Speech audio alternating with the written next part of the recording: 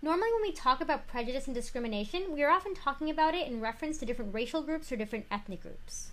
And by racial group, I mean a group that's been set apart because of some kind of physical characteristics that have taken on social significance.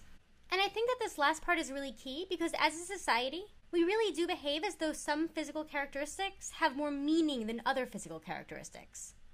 For example, skin color. We make a lot of judgments about people and we have a lot of stereotypes based on the color of people's skin. But the same is not true of eye color. And remember that both of these things, both eye color and skin color, are both genetically driven. But we've attached a kind of meaning to skin color that we haven't attached to eye color. When we talk about ethnic groups, we mean groups that are set apart because of national origin or distinctive cultural patterns. So this would include Puerto Rican, Irish, and Japanese Americans. But this also includes groups like the Jews, who are defined more by cultural traditions and practices than nation of origin.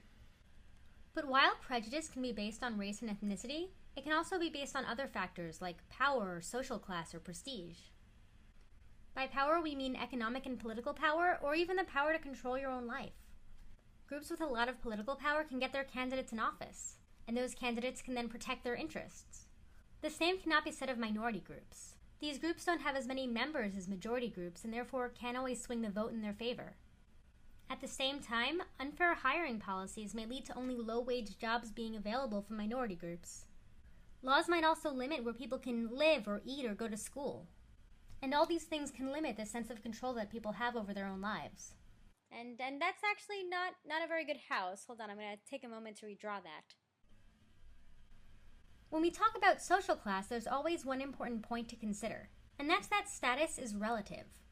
In order for people to be of a higher status, by definition, there need to be people of a lower status beneath them. And this unequal status in society can often set the stage for prejudice. One of the ways that this can happen is that the people on the top are often motivated to try to justify and maintain the differences between themselves and the lower class. And this is related to what psychologists refer to as the just world phenomenon, which is an assumption that people make that the world is just and that therefore people often get what they deserve, which means that good things happen to good people and bad things happen to bad people. So people of a high social class might try to justify their own position in society by saying that people who are poor must be lazy, that if they just worked harder, they might be successful too. So it's pretty easy to see how this phenomenon might result not only in prejudice, but also in discrimination. For example, this belief might result in someone voting against welfare programs that might aid the poor. But what about prestige? Well, prestige is often based on occupation.